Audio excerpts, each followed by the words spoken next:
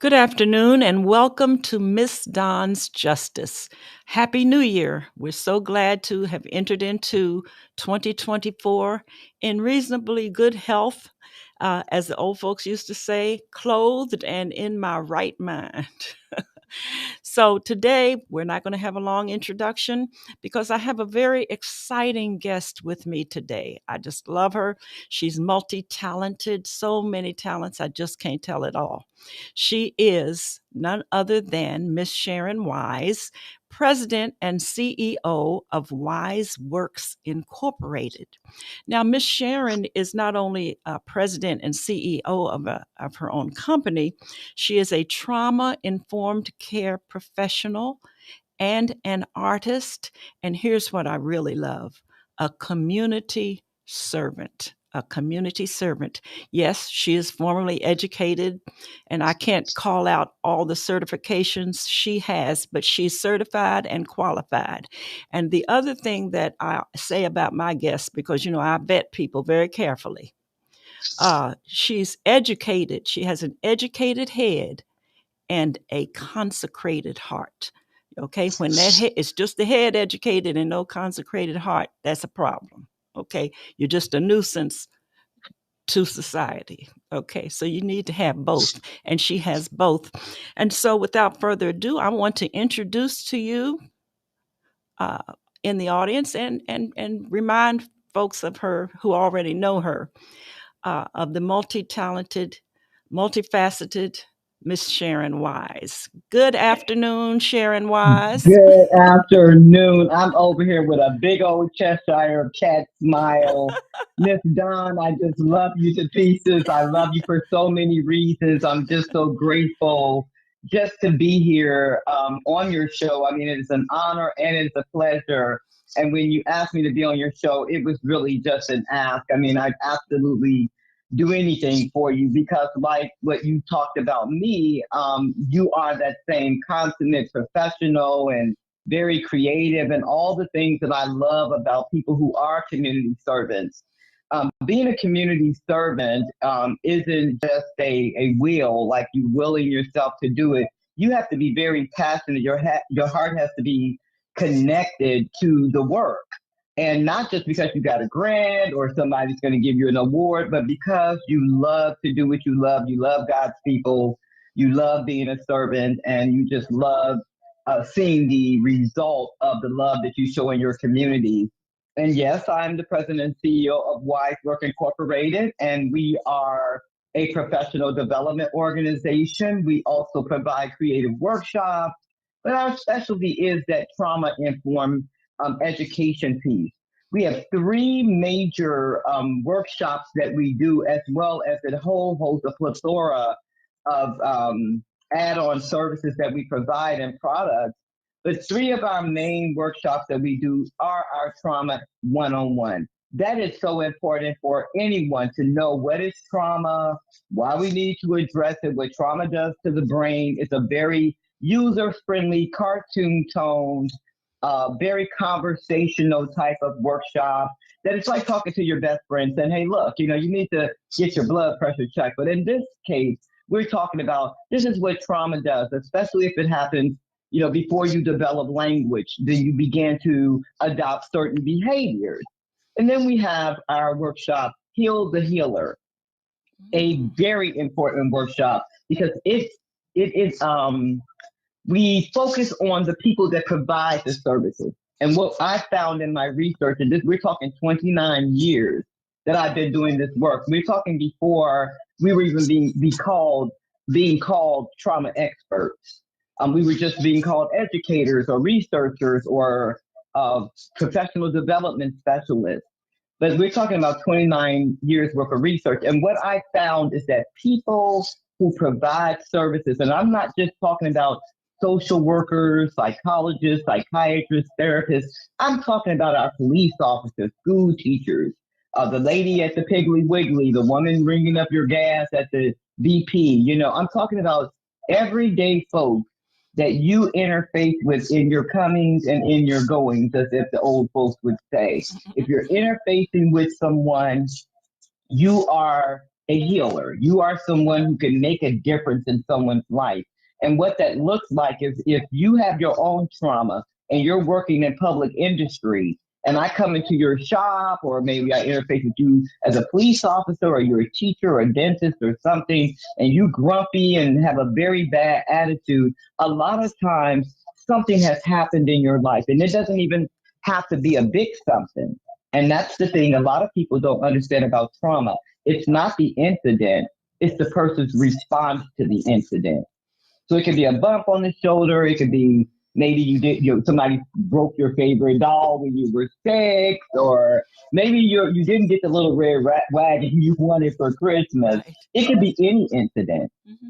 that a person responds negatively to and adopt what we call adaptive symptoms that comes long before mental health comes, which is why in our final workshop, healing trauma through the creative arts is so important, because what we understand about trauma is that people respond, they communicate in different ways. So through this particular workshop, we're able to teach people how to talk about their trauma or communicate their trauma through dance, visual art, jewelry making, working with wire, different mediums, because we understand people communicate different. And we have to be able to address all of it so that we can have an all of it kind of person that we're interfacing with. So through that particular workshop was born when I think about my own life experiences. 5 years old, I started recognizing that I can order a drink at my house. I can drink behind people. So my adaptive symptoms or my alcoholism started very early. I was running away from home at 9. By the time I was 18, I have 2 children. I'm living outside most of the time. And on a couple of cases, I ended up living under a bridge with my children. And because I couldn't care for them, they ended up in foster care. So I called it, I surrendered them. And when you surrender something, you have the intentions on going back to get it. So if you're listening and you have been a person who had to make that decision to place your children in care, whether it was with a relative or a system, and you always thought about it in the sense of I gave my kids away. No, if you've now gotten yourself together, or maybe you're not so together, but you want to have some kind of relationship with those in whom you've surrendered. You've done that and you've gone back to get that in which you had to relinquish. But I had to surrender my children because of my situation. And I went on to do, the drugs, the institutions, the jails, you name it, I did it. And I don't, for a long time, actually, let me just go back. I hated myself for doing those things because I thought in some ways I was being punished or something like that. But the last time I was incarcerated, someone asked me, Sharon, what happened? It wasn't Sharon, what's wrong? And that's one of our main statements that we use in trauma informed education. We ask people what happened. We don't ask them what's wrong. Because when you ask what's wrong, a fight might break out. But when you ask what happened, it soothes the conversation down to a compassion level, an empathetic level, where you get to the explanation and not the excuse of why. And so that's what we do in that workshop. That's how it actually was born. I came out of the penal system, and some of the programs I was getting while I was there wasn't available when I got out. And that normally was my narrative. I get out, I try to find support services, cognitive behavior therapy. I try to find art therapy and some of the other types of therapy I would get when I was incarcerated, and they weren't available. So there was a problem. So Wise Work Incorporated fills that gap. That pain point, it's no longer a pain point as a result of the services that we offer at Wise Work Incorporated. And if anyone is listening and they want to just visit our website while we are talking and engaging each other, me and Ms. Dawn, you can go to wiseworks.co. That's WISEWORKZ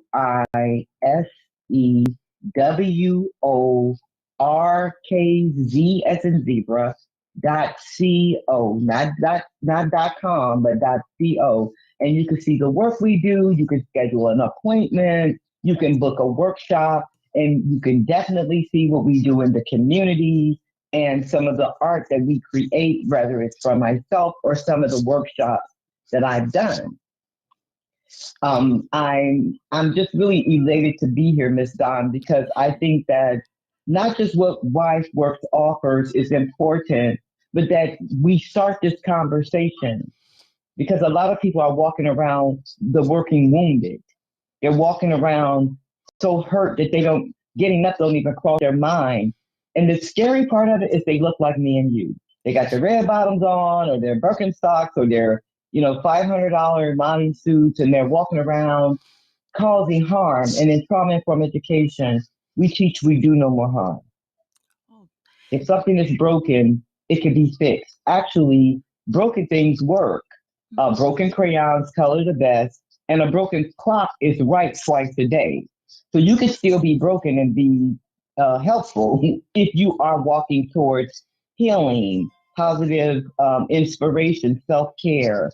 And so that is why Wise Work Incorporated offer the self care products. We have body butters, we have candles, we have what we call pocket spas, things that our first responders can carry in their pocket with little candles, hard candy.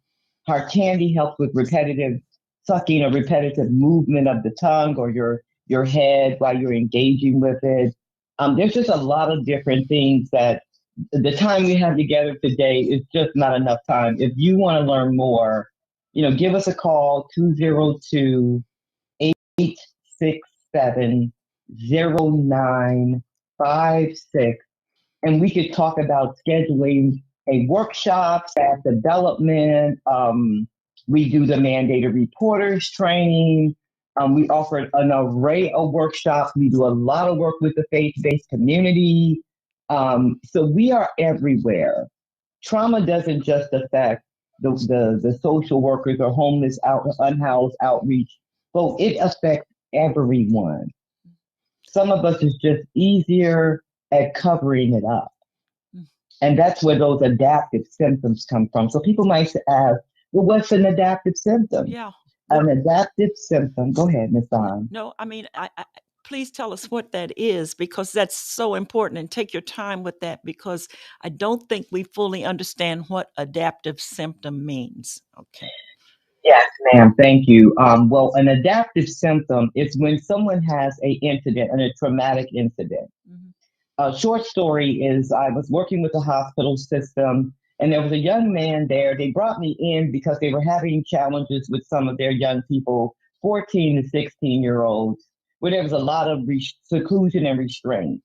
When you are secluded or restrained, that means that the process really has failed.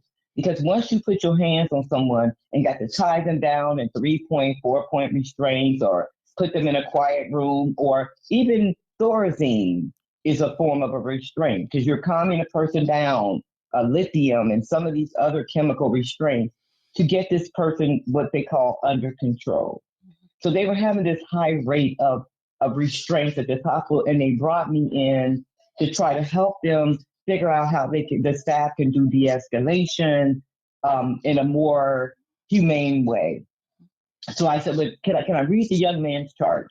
I read the young man's chart, and I'm going to tell you, listening audience, and Ms. Don, there were at least 10 entries in this young man's chart that said he has depression, he has suicidal and ideation, suicidal and homicidal ideations brought on by physical abuse by the grandmother's boyfriend. He lived with his grandmother. The boyfriend would come into this young man's room unannounced, just open the door and hit him, beat him, and do all kinds of horrible things to this young man. And I'm looking at the chart and I'm saying, okay, I see where we're going here.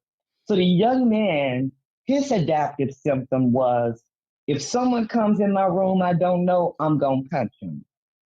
So you know what happens when you're in the hospital and you punch the staff. Mm-hmm. You're going to get restrained and you're going to get secluded. Mm-hmm.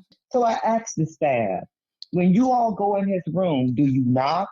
How does he know you're coming in there? Oh, we just opened the door. I said, well, when someone has trauma and the trauma is around somebody just busting into their room and attacking them, he's not able to distinguish the two, or rather, that's his grandmother's boyfriend coming in there. Mm-hmm. I said, part of what you can do is knock and announce yourself. Correct. And what happened over time, it wasn't right away, but what happened over time is the young man began to bind his anxiety by them knocking and announcing themselves. And over time, he stopped punching the staff. So what I'm saying is that his punching the staff is somebody's heroin. His punching the staff is somebody's overeating. Mm-hmm. His punching the staff is somebody's gambling.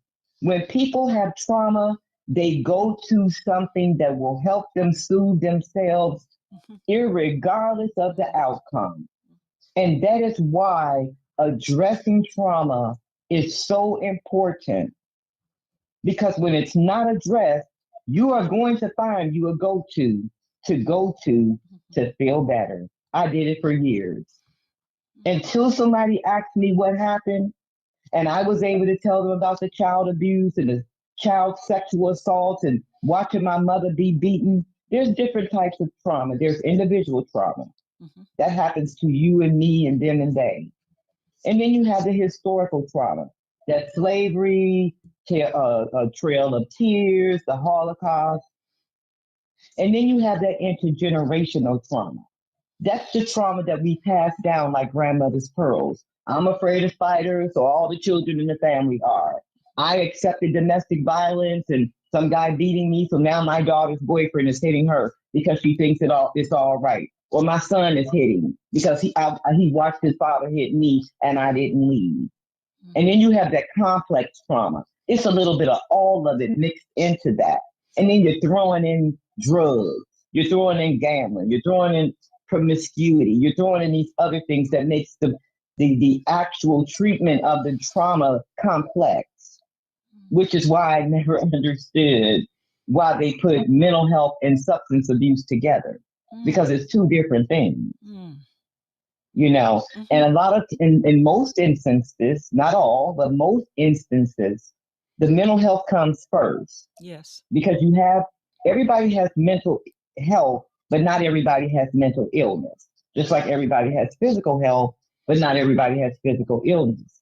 So when the people have mental health issues that lead to mental illness, a lot of times drugs come into play, whether it's prescribed drugs, whether it's the old lady who pimps out different doctors, going to different doctors Yes. for oxycodone, or rather it's someone going to a dealer, a 15-year-old running fentanyl on the street to go in behind some building. And when he comes back and hand you a package, you don't ask him for his medical degree.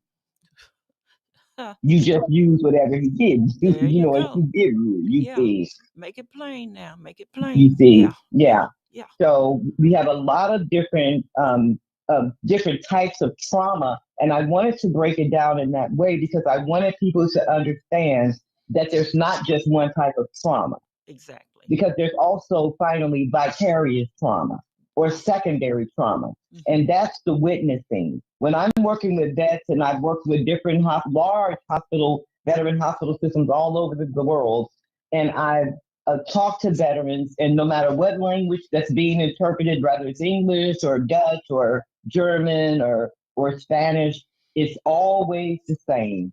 It's not what happened to me, Miss Wise. It's watching my friend being blown up in a Humvee, and I couldn't do anything about it.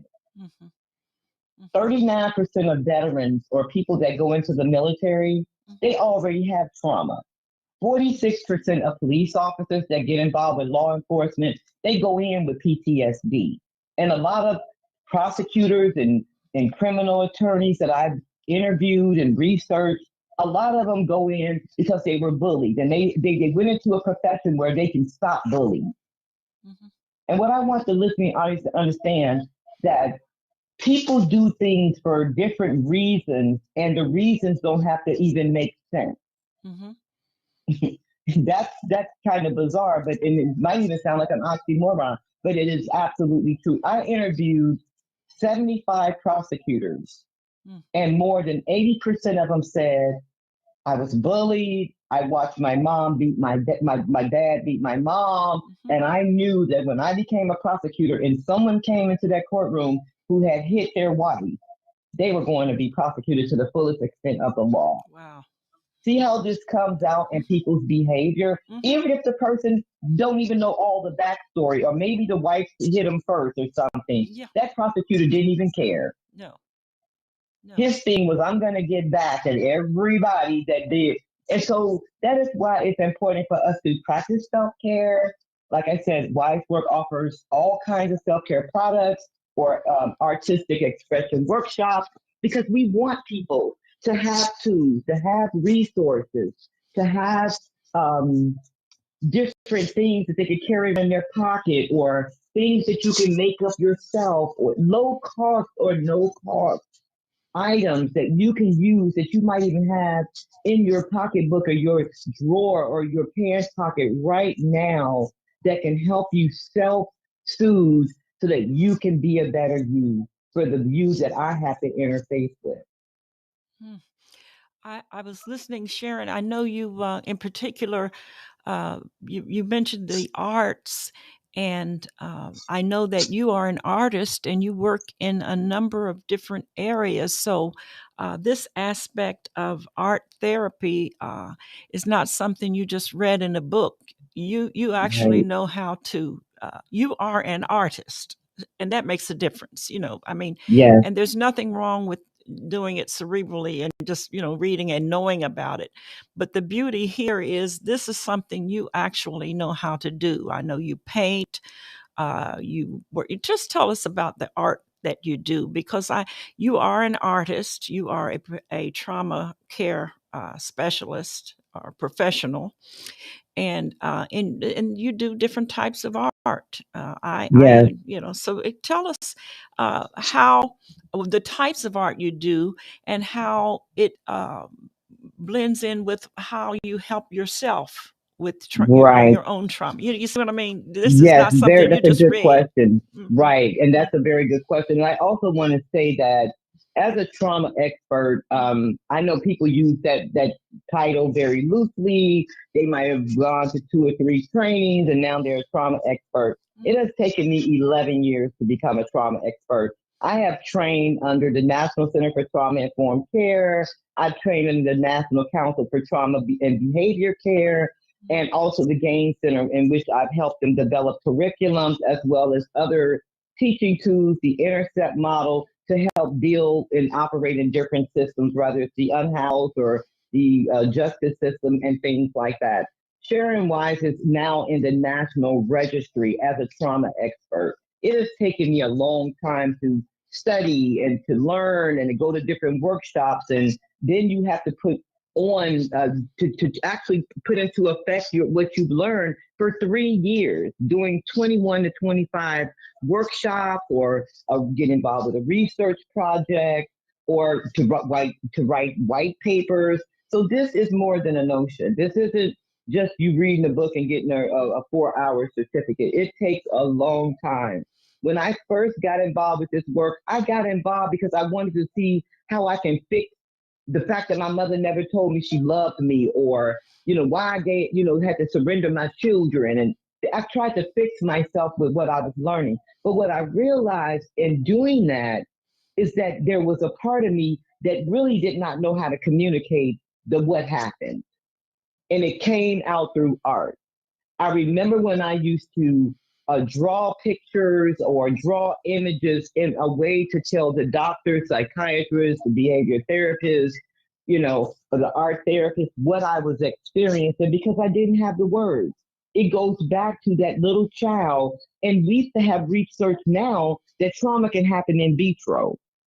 I go back to my little child, Sharon, and I realized that my trauma happened before I developed language, or what we call pre-verbal. Uh-huh. And so I didn't have a language to say that I was being touched inappropriately. I didn't have a language to say my dad is beating my mom. I Mm-hmm. didn't have the words. So Mm-hmm. I draw these pictures. And Mm-hmm. for me, it became very therapeutic. We Mm-hmm. fast forward. I began to see how my art began to speak to others because they didn't have a language. So while I was going around in my trauma training, putting on workshops and doing all kinds of white papers and research, the add on to that was I would do these art workshops for people who had experienced trauma, or what we call peers.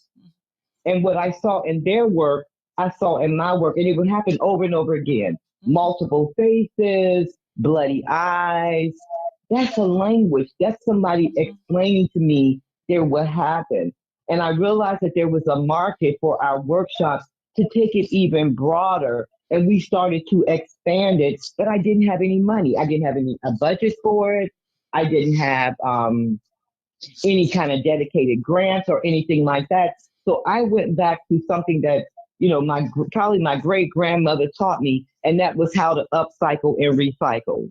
And I would start to find whatever I had in my environment, whether it was some old jackets or some old t-shirts, maybe a broken frame. And I began to develop these pieces out of these what I call those broken items, and begin to do workshops so that others can learn how to take an old jacket and turn it into something, or a sheet that was damaged a little bit and cut parts that weren't damaged and use it for canvas. And that's kind of how the healing trauma through the creative arts was born.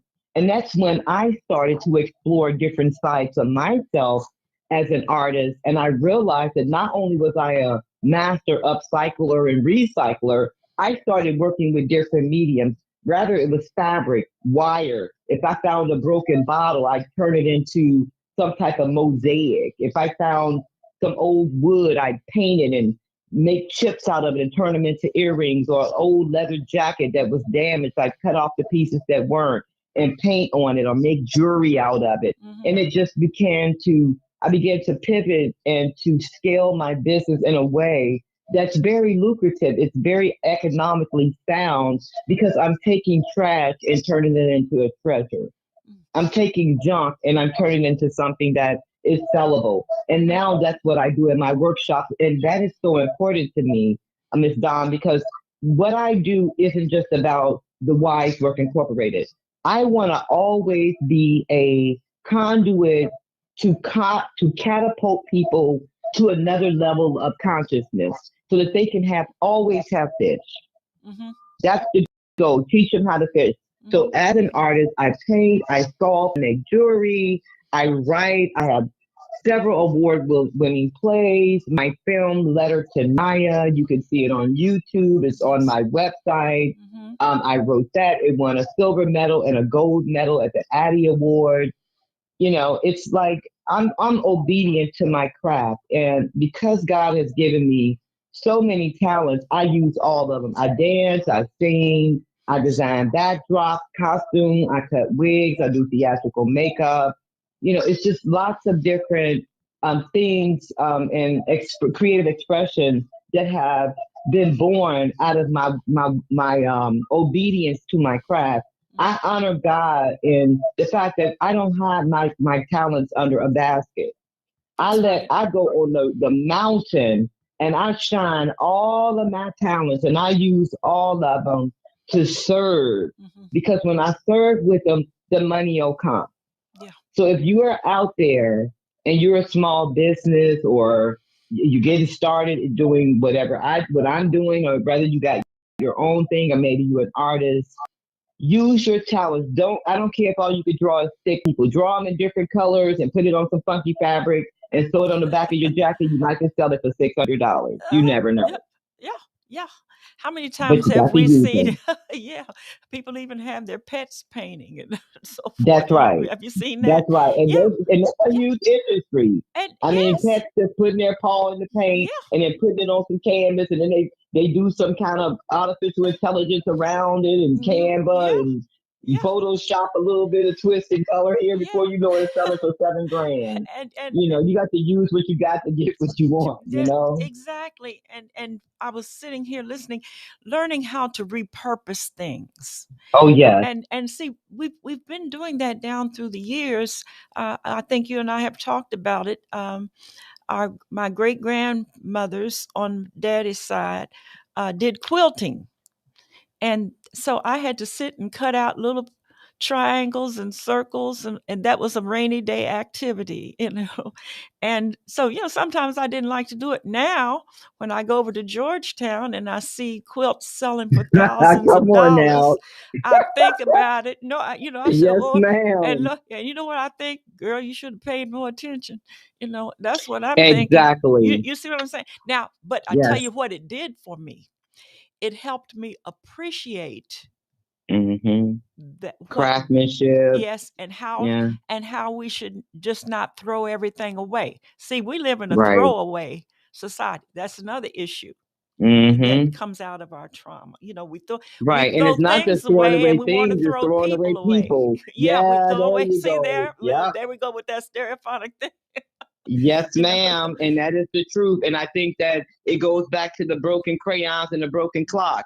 You hmm never know people end story. right. People had bets on my life when I was what they call Chicago Angel. I used hmm to go around and with all the bank robbers and being crazy and Yeah, drugs yeah, and yeah. cutting myself because I didn't know how to express myself. But when I hmm would cut myself, at least I can control that. And with trauma, it's about that loss of control because somebody's taking something from you. They're taking hmm your dignity or your body or the fact that they can't hit you back, or a 2-year-old can't fight their father when they're No, watching their mom being assaulted, no, and no. it causes that vicarious trauma, that witnessing that renders you helpless, and you want to throw yourself away sometimes, Yeah, yeah, yeah. and I find that that brokenness can be still useful, and that's why it's 6 o'clock twice a day. hmm So So no yeah, matter if that clock is broken, it's still going to be right twice a day.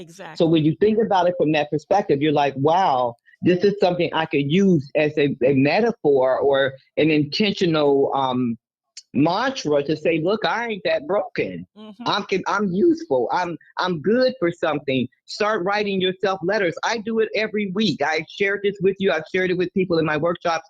I write myself a letter every week.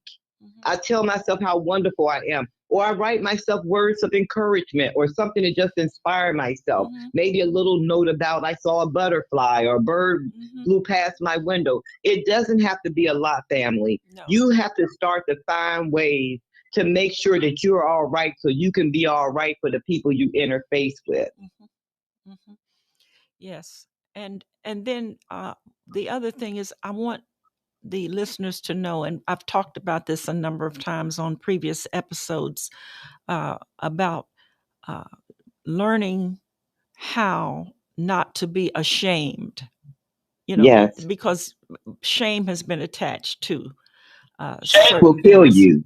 It can, Yeah. yeah, Shame yeah, shame will kill yeah, you.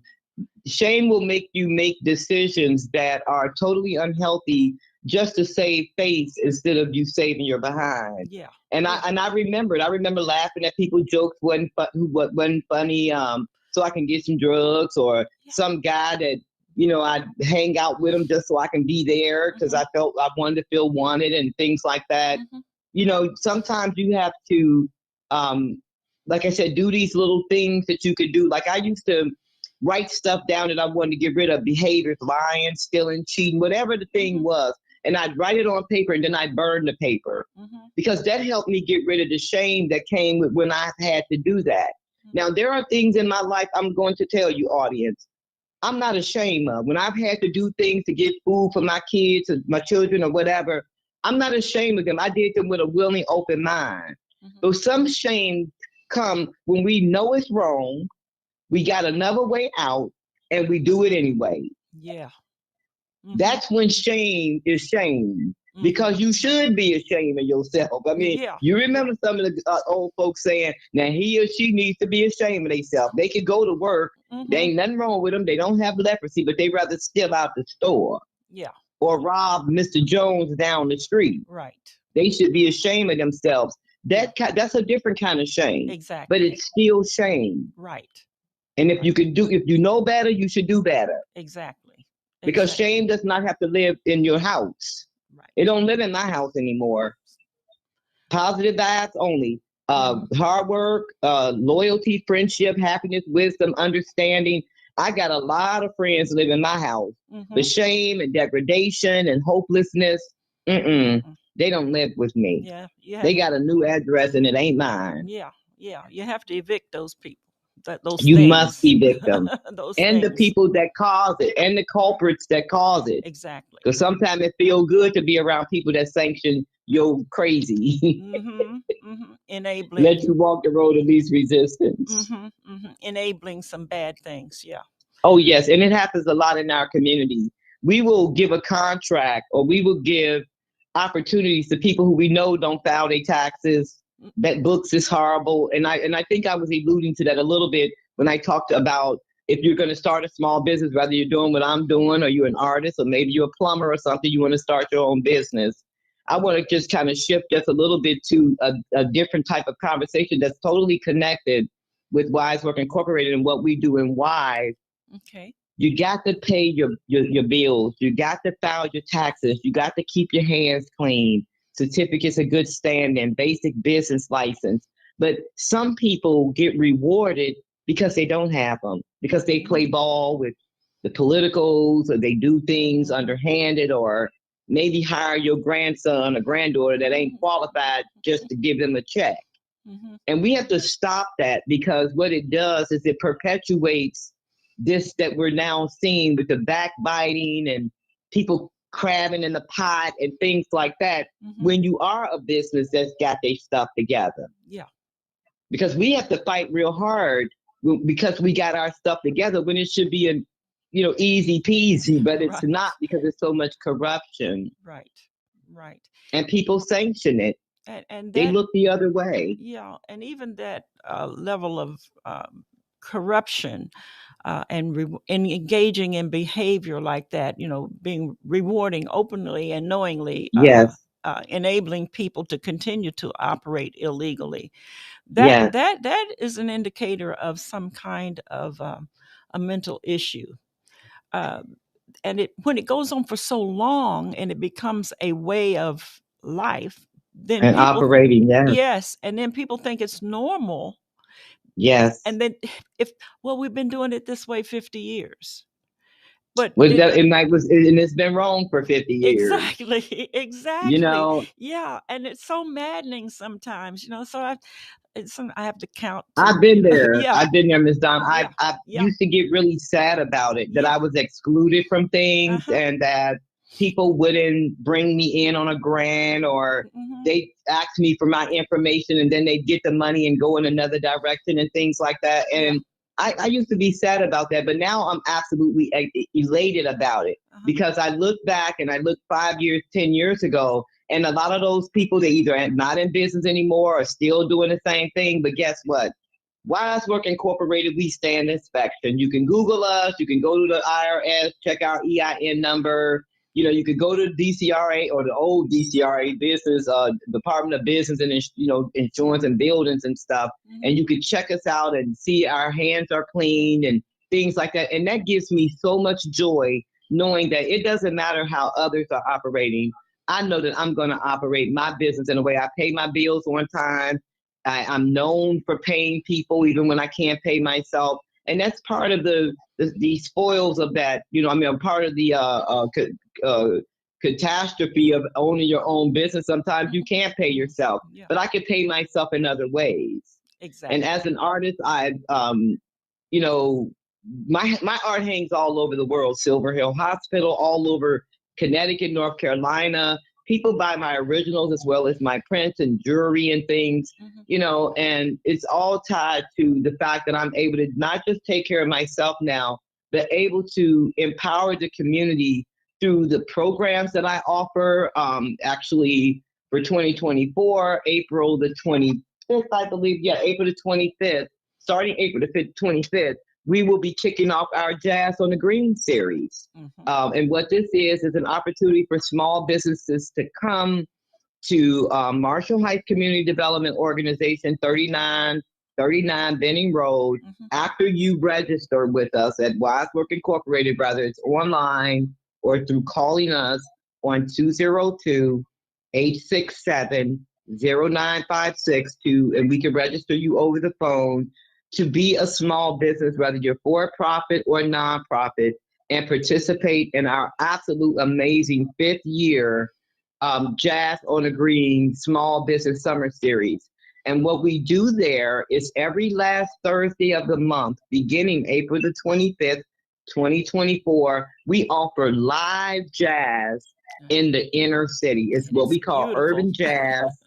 Could come to the hood Yeah. on Benham Road on a beautiful lawn, kick your shoes off after work, starts at 5 o'clock to 7:30, and not just listen to the Ramat Shabazz Jazz Trio, but you can shop till you drop, get resources on how to start your business, resources on housing and other things around nonprofits and starting your own nonprofit, as well as to shop with some of our makers and jewelers and local farmers and people that make all kinds of wonderful products and edibles and things like that. Mm-hmm. And we'd love to have you all, or small businesses, if you're listening, to come and participate. It's going to be amazing this year, and we'd love to have you. All right. There's something coming up in March, something else you're involved with. See, there are just so many Yes. things. Yes, it's a lot. And I get it all the time. People say, Sharon, you work a full-time job and you do all of this stuff. And the answer is yes. And let me tell you why. I have good time management. Time management is not a given, it's a skill set. You have to practice time management. And because I mind my own business, meaning I leave yours alone for 12 hours and mind my own business for 12 hours, that's the whole day. Yeah. And usually I'm in bed by 10:30 Mm-hmm. because I understand how important time is in what we do. And with that being said, on March the 28th, right now it's a tentative date because we normally have Hope Fest. That's HOPEFEST. We usually have Hope Fest every last Thursday of March. This is our fourth year that we've done this. So some of you all might ask, well, what is Hope Fest? Hope Fest was born out of a massacre that happened in Atlanta 4 years ago around that same date, where some of our Asian Pacific Islander sisters and brothers were massacred by a gunman. And what happened after the massacre was that there were people who wanted to help, and there were people who witnessed this or heard the gunshots who were running to people's houses and businesses and knocking on their doors or trying to get in. But there was no relationship between the AAPI um, um, store or the business where it happened at with the community. And people just couldn't assist each other because they never really even said hello to each other. And for me, that kind of was a pain point. Yeah. Like, okay, you got AA, Chinese, Mm-hmm. Asian stores, cleaners, nail salons, all in the African American community. Mm-hmm. But the only time we talk to one another is when we're transacting business. Mm-hmm. And my thing was, what if that massacre had happened here Mm-hmm. at one of our nail salons or Chinese restaurants? A lot of us would have responded the same way. So me and Miss Dawn decided we was going to do something about it. And that was to open up a dialogue on why don't we talk to each other because we're not inside of the same culture, nationality, but yet we run businesses or we patronize businesses in each other's community, but we don't talk to each other. We don't ask about each other's moms or if your husband's sick or your child, is not in school. We don't even talk to each other. Mm-hmm. And now that has changed. For the almost 4 years, we've hosted Hope Fest.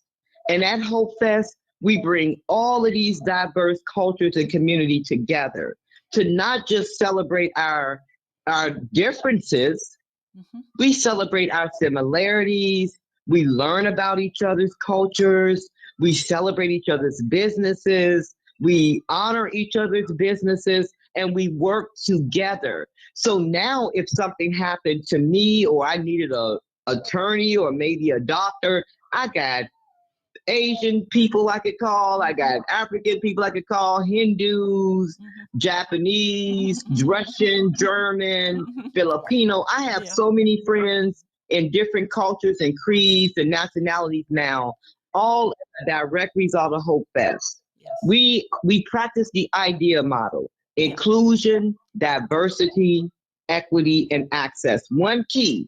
There's not 50 keys. There's one. Mm-hmm. And that key is that we work together, because you never know if you might need someone. So if you're listening, the next time you go order some Chinese food, or you go into a store or a business and the people don't look like you, just say good morning. How you doing? Mm-hmm. Oh, I see you wearing your red sweater today. It could be any way that you're including and engaging that person, because if anything ever happened, you're going to probably need them. Well, I'm looking forward to that. And I remember 4 years ago, we had the first Hope Fest event Mm-hmm. at Busboys and Poets. Andy Sala opened his doors for us. Yeah, Yes, with ma'am. your friend of 20 plus years, Andy Oh, God, Shala. yes. And and he was so proud to be the venue for that, have Oh, his God, our inaugural event. yeah, I yeah. mean, he